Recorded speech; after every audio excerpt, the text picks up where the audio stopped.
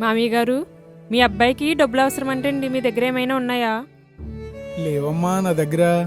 మనం ఇప్పుడు ఎలాగో టౌన్లోనే ఉంటున్నాం కదండి. ఊళ్ళో ఉన్న ఇల్లు అమ్మేచ్చు కదా మామయ్య గారు. ఇప్పుడు దాని అవసరం ఏం లేదు కదా. ఇప్పుడు అమ్మేస్తే అవసరమైనప్పుడు ఎలా వస్తుందనేదే నా ఆలోచన. నేను చెప్పాల్సింది చెప్పాను, తర్వాత మీ ఇష్టం. కోడలు చెప్పినట్టే చేయొచ్చు కదండి. మనం ఎలాగూ ఇక్కడే ఉంటున్నాం కదండి. ఇప్పుడున్న పరిస్థితులు రేపు లేకపోతే మన పరిస్థితి ఏంటి? రేపన్న రోజున కాలు చెయ్యి ఆడకపోతే ఈ సిటీలో ఉండగలమా? ఇక్కడ ఉండి వీళ్ళని ఇబ్బంది పెట్టగలమా? ఊళ్ళో ఇల్లుంటే అక్కడికి వెళ్ళి తలదాచుకోవచ్చు. లేకపోతే ఆ రాజమ్మకు పట్టిన గతే మనకు పడుతుంది. రాజమ్మకి ఏమైందండి? అవును, ఆ విషయం నీకు చెప్పలేదు కదా. ఉమ్, రాజమ్మ కష్టపడి ఇల్లు కట్టుకుంది. ఆ ఇంట్లో ఒక గది కూడా తాను ఉంచుకోకుండా మొత్తం ఇల్లంతా కొడుకులకి ఇచ్చేసింది. ఊళ్ళో ఉండడానికి ఇల్లు లేక పొరుగురు వెళ్ళి చనిపోయింది.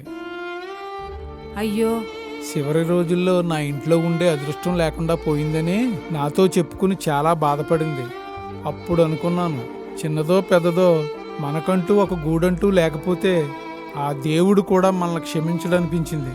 అందుకనే ఇల్లమ్మే ఆలోచన చాలా కష్టంగా ఉంది.